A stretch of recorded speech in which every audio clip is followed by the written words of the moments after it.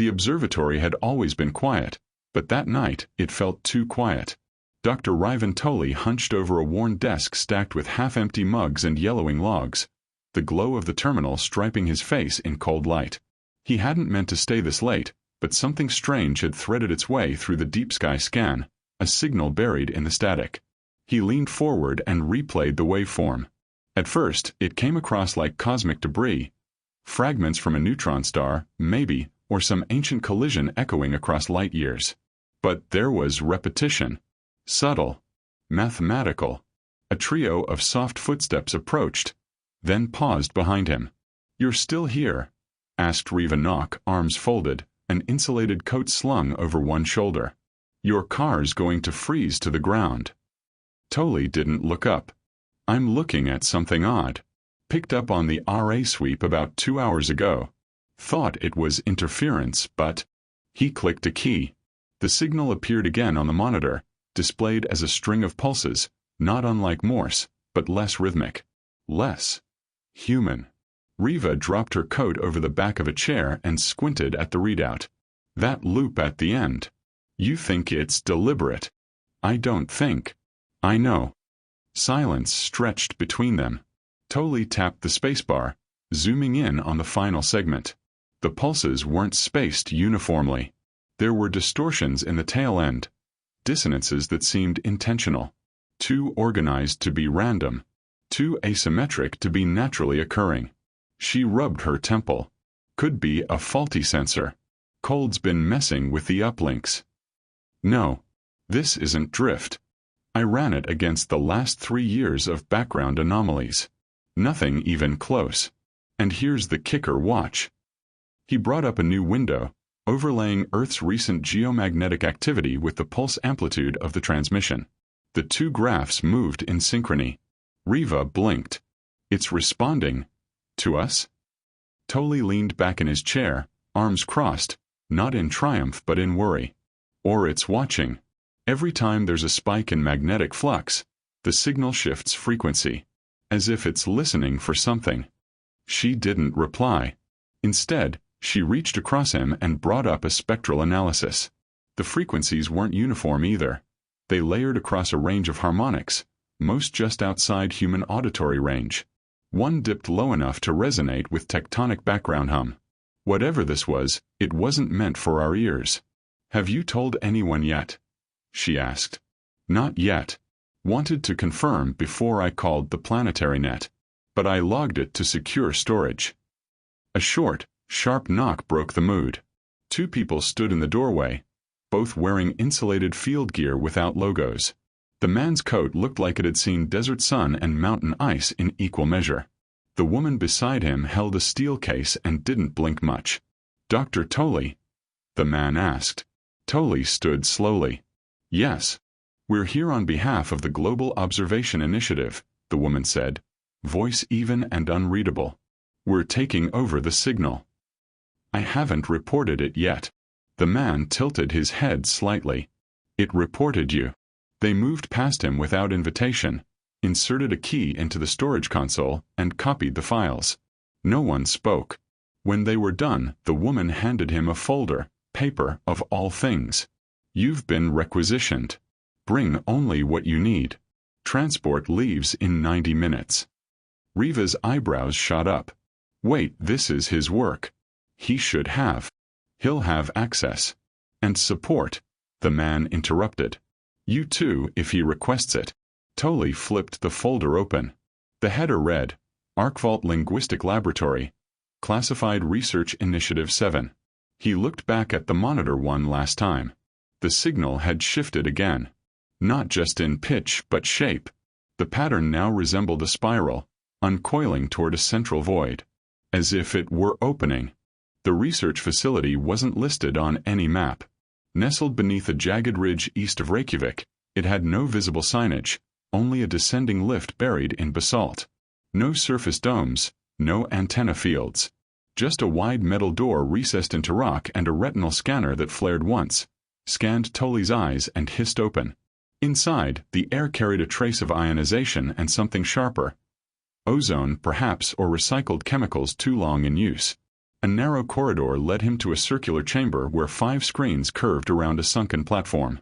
At the center stood a woman with salt-gray hair and a posture so still she might have been carved from stone.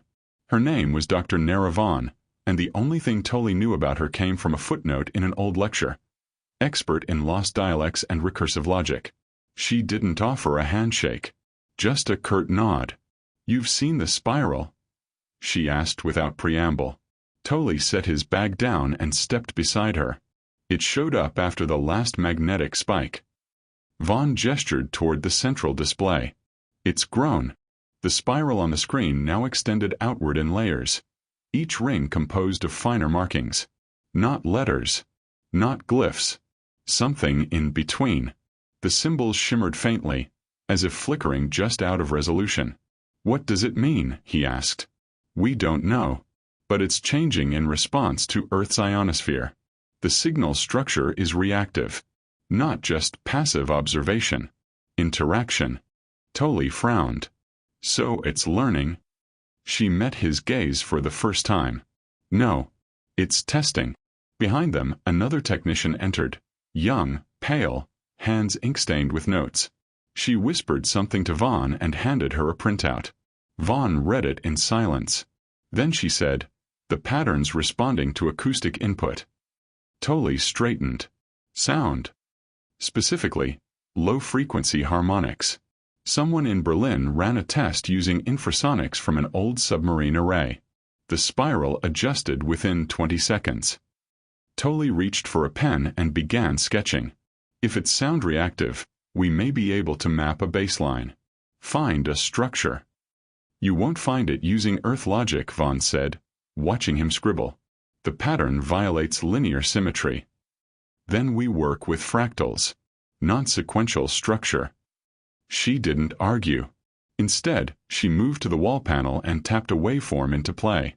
The audio filled the chamber. Barely audible, a deep thrum that made the lights tremble. The spiral flared. Each symbol brightened momentarily, as if echoing the sound. Then new symbols emerged, ones that hadn't appeared in the earlier scans. Tully stared. "It's talking back." "No," Vaughn said quietly. "It's escalating." The room fell into a hush. In the background, the signal continued to evolve, spiraling outward, drawing new paths, shifting frequency with every minor interference. "Are we being threatened?" Tully asked. "Possibly," Vaughn replied. "Or warned." A new screen lit up. Global feed. The Arctic magnetometer had just recorded a sharp deviation, one not seen since the Carrington event. Across the globe, faint tremors were being reported, strange oscillations in deep-sea acoustic stations, and flashes in the upper atmosphere. "The signal isn't isolated anymore," Vaughn said. "And it's not local." Tully rubbed his temples. "Then we're running out of time." Vaughn stared at the spiral, now shimmering with unfamiliar characters that flickered between shapes like a language still deciding how to exist. "We need to find the origin," she said. "Not just decode it. We need to understand why it chose now." The transport plane touched down on a wind-beaten strip north of Longyearbyen, its engines groaning against the Arctic gusts. Tully stepped out first, face stiff from hours of cold cabin air and recycled oxygen. Beside him, Dr. Vaughn pulled her scarf tighter, eyes narrowed against the snow glare. They had arrived at the Global Vault Annex, a lesser-known sister to the famous seed reserve nearby. While the surface compound was modest, bare concrete, antennae, and a single comms tower, what mattered was buried below the ice, a Cold War holdover once designed to store linguistic blueprints in case of total planetary collapse. A man waited at the entrance, hands gloved, face weathered, expression unreadable. He introduced himself only as Falren and waved them in without further small talk. The metal hatch opened with a hiss, releasing a breath of dry, chilled air tinged with oil and steel. They descended a long corridor lined with lights that flickered as they passed. It smelled of disuse. "Why here?" Tully asked, his voice muffled by layers of thermals. "Because the structure you're analyzing didn't start with this signal," Vaughn answered. "This archive contains transmissions intercepted decades ago. Ones we buried because no one could make sense of them." Falren opened the inner vault. Inside, Rows of data cores stretched across the chamber like frozen ribs. Much of the tech was obsolete. Magnetic reels, etched glass, analog memory disks.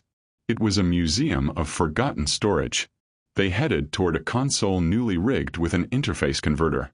A small green diode blinked slowly, awaiting input.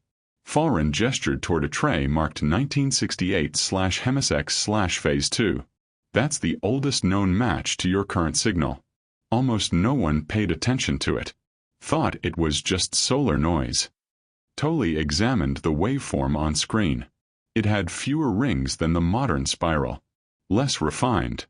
But the same core geometry, like someone practicing a language before speaking it aloud. Can we run a temporal overlay? He asked. Falren nodded. Already queued. As the interface activated, both signals layered onto the screen. One from now, one from half a century ago. Slowly they aligned. The older version moved slower, less defined, but the symbols matched. Where the new spiral flowed with complex rhythm, the old one paused, then jumped ahead, as if skipping over missing parts. Tolly leaned closer. It's the same message, but not sent all at once. Like a relay, Vaughn murmured. Across time instead of space. Falren keyed in a diagnostic. If this is phased, there may be another archive. Maybe more fragments scattered in old surveillance data. Under oceans, deserts, or on long-retired satellites. A thought formed in Tolly's mind like a stone dropped into a still lake. What if it's not a message in our sense? What if it's a function? Vaughn turned. Go on. A sequence designed to respond only when enough of it is present. Like a lock that only opens when the right shape is drawn. And now we're finally drawing it, Falren said grimly. A siren blipped once from the console. Low, sharp. A new transmission was incoming. It wasn't from deep space this time. The signature matched an old telemetry station in the Nevada desert. Long abandoned, now under the jurisdiction of a private mining firm. But the frequency was unmistakable. The spiral had reappeared there, pulsing underground. Vaughn's jaw tightened. That station was decommissioned. No power. No signal relay. Something's using it anyway, Tolly said. Or something is inside it. Outside, the wind howled. Snow stung the narrow windows. They had found the next clue. But now they had to go somewhere that wasn't just forgotten. It was sealed. The air above the Nevada flatlands shimmered, not with heat, but with static charge. Tolly crouched beside the rusted fence line, eyes scanning the abandoned telemetry station ahead. Concrete blocks hunched against the ground like forgotten bunkers. A transmission dish lay half-buried, tilted toward nothing. Sand and time had erased any sign of recent activity. Vaughn stood behind him, her coat snapping in the wind. EM readings are climbing. There's power here, but no grid access. Nothing from satellites either. Tolly tapped the sensor pad mounted to his wrist. Residual heat in the western dome. Weak but steady. The third member of their small team, a technician named Isher, approached with a handheld analyzer. The spirals inside, matching the frequency from Svalbard and expanding. No one asked how. They passed through a broken gate and stepped into the dome. Inside, silence loomed. Dust clung to the remains of terminals, shelves, disused monitors. A flickering light hummed near the far wall. Someone or something had installed a functioning transmitter. The cables didn't look modern. They were bone-white and rubbery, unlike any insulation Tolly had seen. Careful, Vaughn said. Tolly approached the transmitter and held his scanner near its central node. It's not running on electricity. It's conducting resonance. Isher frowned. You mean sound? Tolly shook his head. Not quite. Vibration tuned to substructural frequency. Closer to seismic rhythm than audio. The transmitter clicked once. A soft tone emerged. The spiral reappeared, this time projected onto the curved wall via some unknown mechanism. Not light. Not holography. More like shadow sculpted by motion. Symbols formed in nested arcs. The pattern was tighter now, less abstract. Tolly stepped forward, tracing the outer ring with a gloved finger, not touching, just watching how each symbol subtly shifted as he moved. Vaughn activated her field recorder. "Say what you see." He nodded. "Top layer. Repeating units. Too few to form grammar, but the spacing's regular. Like anchors." She followed his gaze. "Middle ring looks recursive. Possibly referential. The inner ring, that's new." They stared at the core, where 3 lines blinked in and out, as if unsure whether they belonged. Then the spiral shifted. The central symbols stabilized. Tully blinked, then drew in a quiet breath. "They're using fragments from early Terran alphabets. Not whole words, but pieces, cuneiform, Proto-Indic, even something close to Linear A." "They've been watching us," Vaughn said, voice low. "Long enough to learn the roots." Tully opened his field tablet and began cross-mapping characters.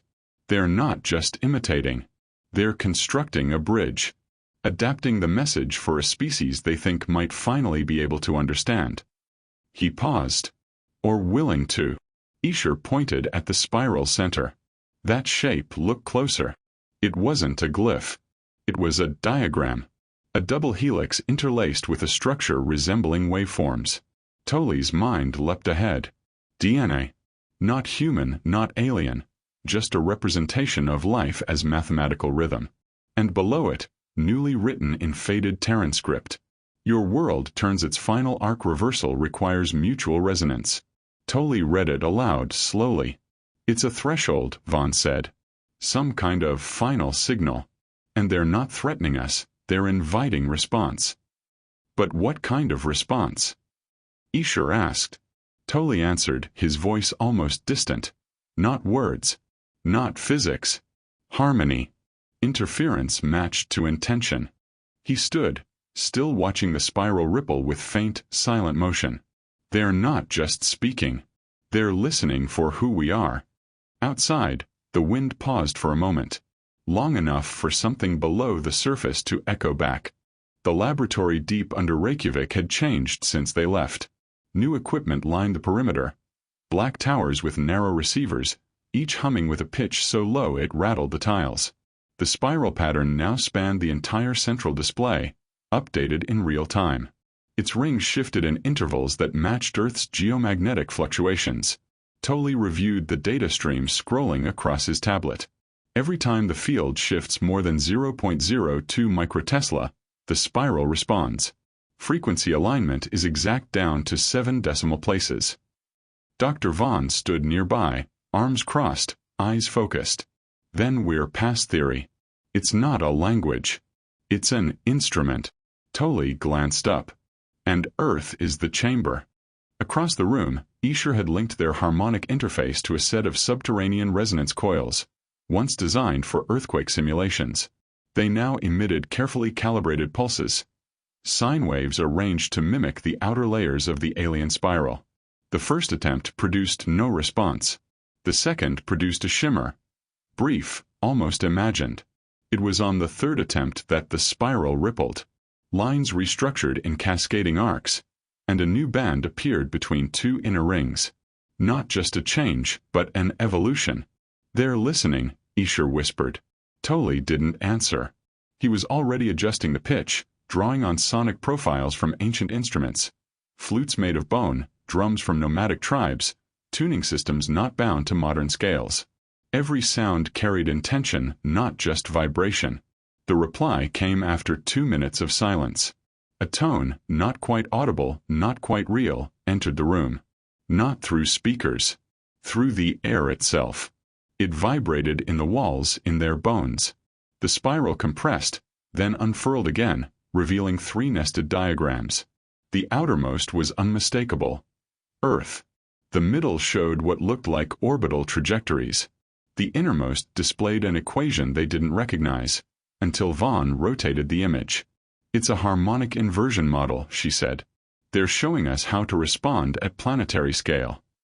Tully's breath hitched. "But we'd need a grid of emitters. A network that could reach the ionosphere. Satellites, towers, low-frequency oceanic beacons." "Too slow," Vaughn said. "The windows shrinking. Solar activities spiking. If we miss the alignment, we won't get another. Escher keyed in a sequence.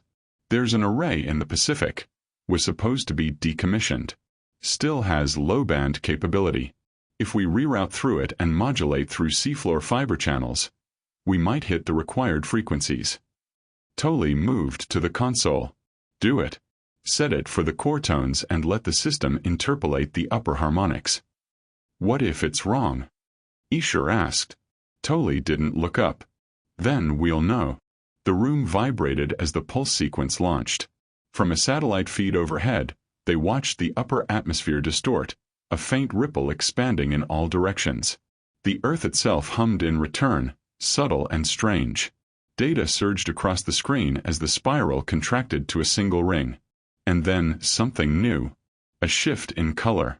Not on the monitor, but in the projection itself, flickering against the air like heat rising from stone. It's reacting, Vaughn murmured. But not repeating. Merging. The pattern fused with their waveform, and for the first time it held steady. Escher whispered, "It's not a message anymore." Tolley nodded. "It's a key." Outside, clouds rolled unnaturally low. In the distance, the aurora ignited in places where no geomagnetic storm had been forecast. One final ring appeared in the projection, tighter than the rest, containing just 3 markings. Tolley translated them slowly. Arrival. Complete wait. The spiral had gone still. After weeks of change, new shapes, expanding rings, shifting patterns, it now hovered in the air like a frozen ripple, projected across every surface in the Reykjavik lab. The silence that followed the final translation was heavier than noise.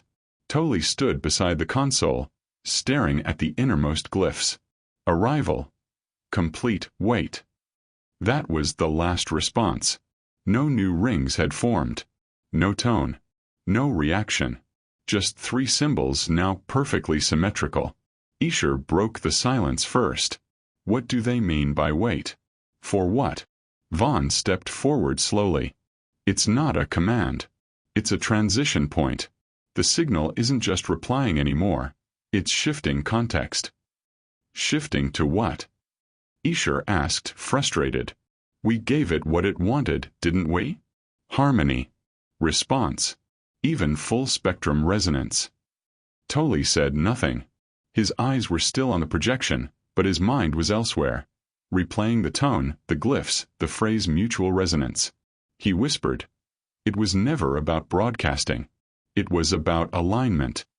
Vaughn glanced at him. "Go on." They weren't waiting for our message. They were waiting for us to recognize how to respond. The spiral wasn't a warning. It was a primer. A lens. Escher looked from one to the other. A lens for what? Connection, Tolley said. Something outside our frame of reference, temporal, spatial, maybe cognitive. Something that had to be built slowly, in parts, across time. Once the sequence was complete, the spiral stabilized. And now, he trailed off. The lab lights dimmed, just briefly, then flared. Outside, across the northern sky, a curtain of light shimmered and pulsed. Not green, not violet, but something in between. The aurora danced in vertical shafts that didn't move with the wind. Each beam pulsed in rhythm with the last known tone from the spiral. It was a pattern, broadcast through the upper atmosphere like a tuning fork struck across the planet's skin. And then, above the clouds, a brief rupture. Not an explosion. Not even a flash. Just a gap, like something folding inward and outward at once. The air itself seemed thinner, space turning translucent. From the rupture came a form. Not a vessel. Not a being. A structure. Geometric. Vast. Suspended across layers of visible space and frequencies only the sensors could trace. It did not shimmer. It did not glow. It persisted. Inside the lab, instruments flared to life. Data streamed across the feed. Frequencies they had never registered. Harmonics that bent local gravity by fractions too small to feel, but not too small to measure. Tolley watched it with a quiet clarity. That's the source. Escher's voice was hushed. The thing that sent the spiral? Vaughn shook her head. No, the spiral was the thing. This is its purpose. A new signal appeared. No glyphs this time. No spirals. Just a tone, subtle, smooth, layered like overlapping breath. And a word. It formed not on any screen, but in the minds of all three present. Not heard. Not read. Synchronize. Tolly felt the tone move through his chest. Not painful, not uncomfortable, just present. Real in the way that thunder is real. The kind of sound you feel before you hear. And in that moment, the projection changed again. Earth's ionosphere, according to satellite relay, had stabilized despite the ongoing solar activity. The grid pulse was no longer escalating. Oceans had quieted. Tectonic sensors, previously jittery, now read flat. The energy from the rupture hadn't broken anything. It had corrected something. Why us? Escher whispered. Vaughn answered, her voice as level as always. Because we listened. Far above, the structure faded, not vanishing, not departing, but phasing beyond what Earth's tools could perceive. The spiral never returned. It didn't need to. The Earth had responded. And been understood.